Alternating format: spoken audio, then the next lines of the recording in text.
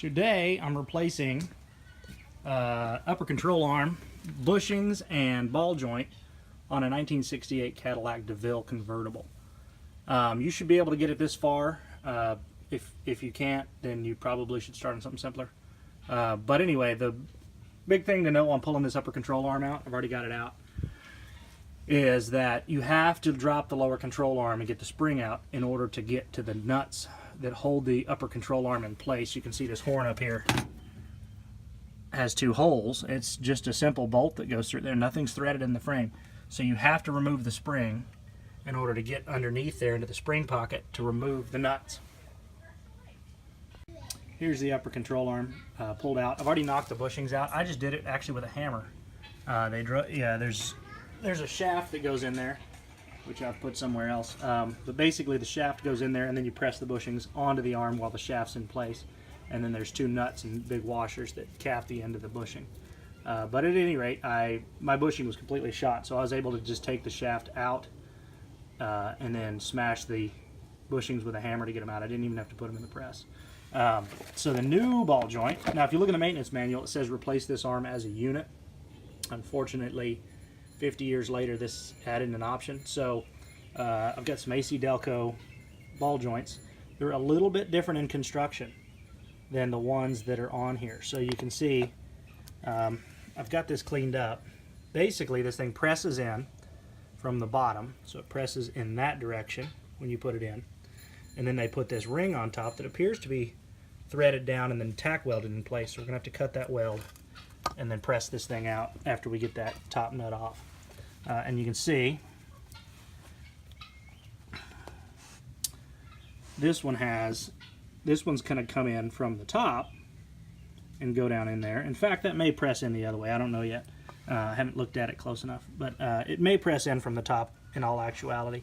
And then that this ring here tightens it down. It's a spanner wrench type nut. It tightens that thing and holds it in place. But we're going to break this down and see what it looks like. All right, we're going to hit this spot weld with a cutoff wheel right there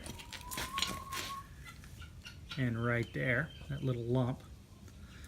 And then it looks like this thing will press out towards the top. I was wrong earlier when I said it pressed out through the bottom and had a retaining ring. It doesn't. So this weld is what holds this one and keeps it from moving. And the fact that it's in tension when it's in place. So we're going to cut those spot welds and then press this joint out of here.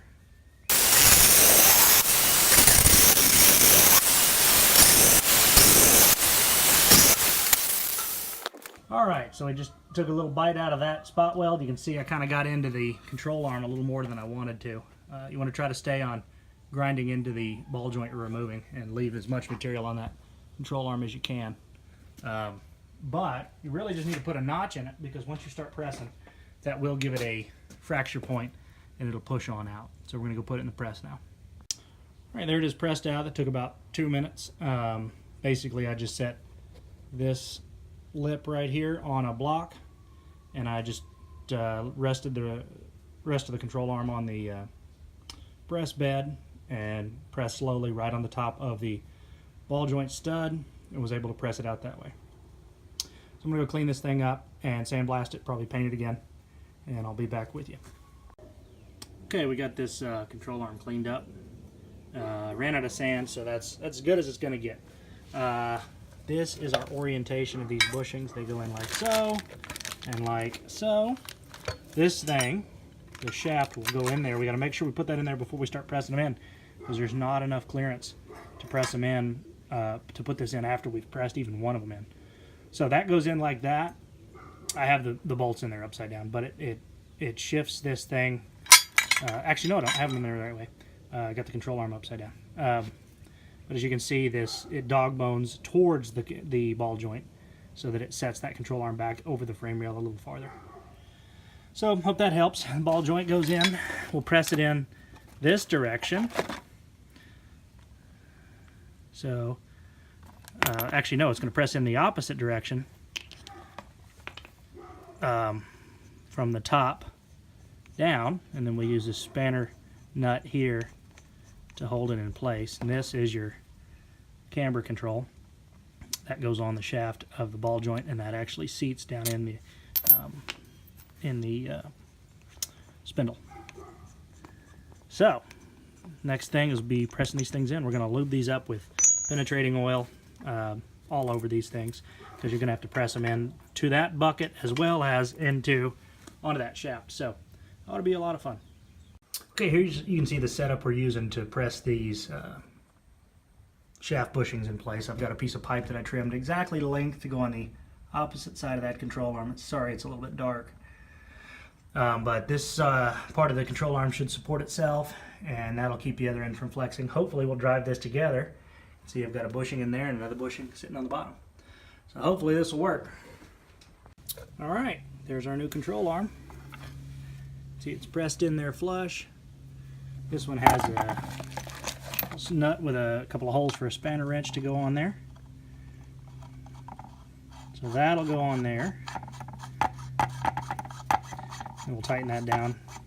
We'll find something to stick in there and pry against, tighten that up. And then this will go on, and then I'm going to paint this thing, go eat lunch, and we'll put it on. Okay, here's the finished control arm. Still got to put the end caps on. I'll do that once I bolt it on the car, just because it's easier to handle that way. Those holes are supposedly 3/16. It says use a spanner wrench. I just used a couple of drill bits and then a piece of aluminum stretched between them and the stud of the ball joint, snugged it up, and then I took a punch and actually hammered it around a little bit to tighten it up. It's pretty tight. Here is the boot. That just presses down on there, and then we'll go put it on the car. All right, here is the control arm sitting up on the horn. Two bolts go down into the spring pocket. It's a 3/4 inch ratchet on the bottom. You can see it up in there. So you do have to take the spring out to get to that. You would know that because you've got this thing off already. But in order to get the spring out, you have to remove this lower stabilizer arm. So this is a single swing arm. It's not a wishbone with this stabilizer bar that's used to adjust the caster of the wheel. So you tighten that up to pull it forward and loosen it up to push this thing backward. All right, I'm going to tighten this thing up, and then we'll drop it into the spindle. We'll put the adjusting sleeve in there, and then we'll be ready to put the spring in and get everything back together. All right, we've got the car jacked up. We had to jack it up a little bit higher. This spring is proving to be a complete pain to get in. You've got to drop the lower control arm completely vertical, or as close to vertical as you can get. It's probably easier if you remove the steering knuckle, the spindle. I'm not going to, but it looks like it might be easier if you do that. But essentially, you got to get that thing almost vertical. You'll use a pry bar on that lip, put the spring up in the pocket, slide it over to that lip, and then bring it up with the jack. That's what we're going to try to do.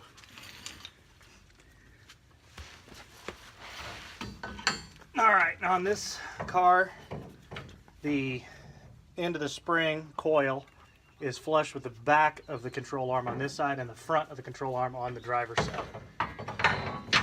And of course, when you jack it up, it will try to twist a little bit, so it can get a little bit hard to do. But it's been nothing but difficult so far, so why would anything else be expected to be different?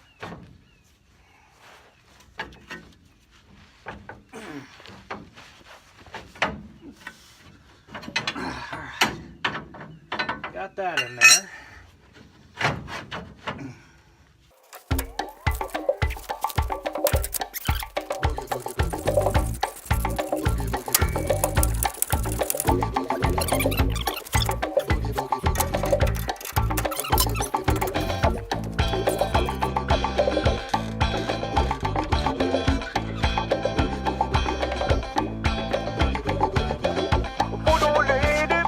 Shake it and stick it down, baby, crazy.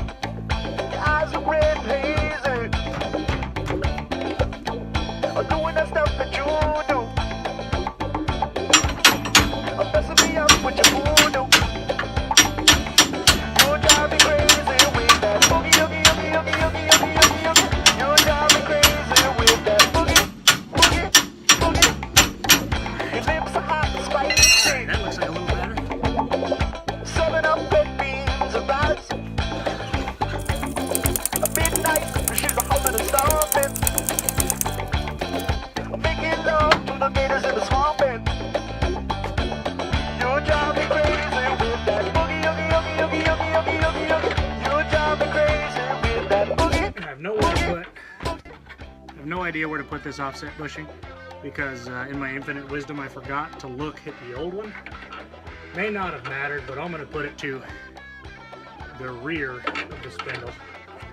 Let the guy doing the alignment worry about it.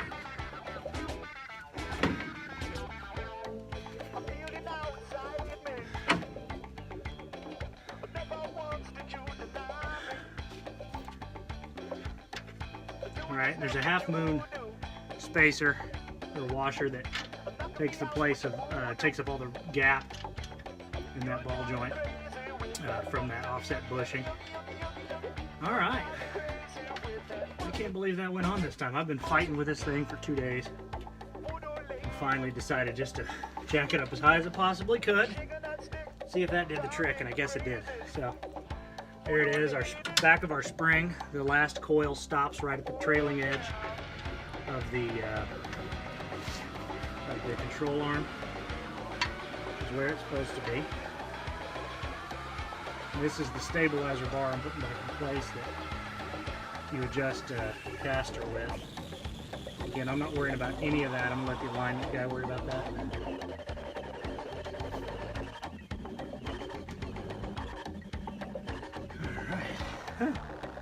Man, what an ordeal. That was the hardest front spring I've ever messed with.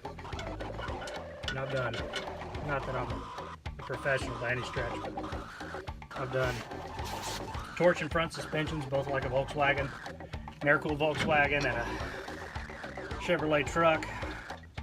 I've done the 1-ton stuff on my Dodge 3500 coil springs.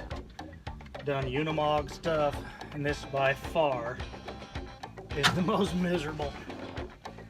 So there you have it. I'm gonna video the rest and we'll speed it up for you. So the rest is gonna be tightening. Once we put a load on this thing, I'll bring this nut up to about 50 foot-pounds, 55 to 60 I think is the number. These are probably about 45 to 50 for the stabilizer bar attach points. But really there's nothing else to see. Shock will go in through the bottom.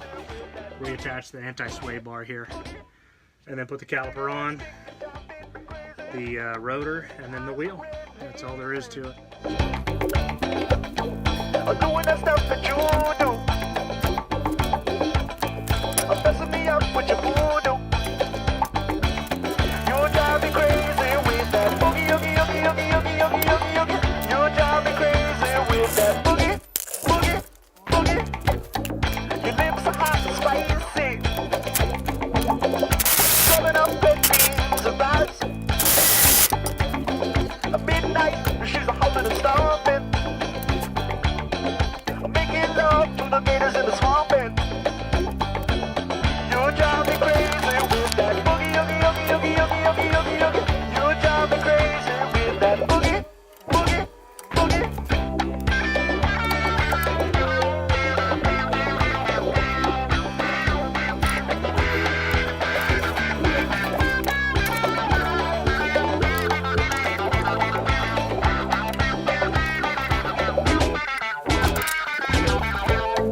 I feel it now inside me.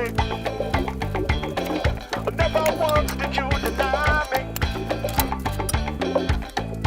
Doing that stuff that you do. Knocking me out with your voodoo. You drive me crazy with that boogie, oogie, oogie, oogie, oogie, oogie, oogie, oogie. You drive me crazy with that boogie, boogie, boogie. Okay, we've got everything tightened up. All we need to do is put some weight on this, and then we'll tighten up these end caps to the bushings. You can see them in there. I'm afraid if I tighten them up before I put weight on them, they'll squeak because it'll have them in a little bit of a bind. I need to grease these these ball joints before I put weight on it though. So I'm going to tighten that. I'm going to tighten that Zerk fitting, put some grease in there, tighten up this anti-sway link, and then I can put some weight on it, tighten those up, put the rotor on, brakes, and I got a new brake line for it as well. And then we're done.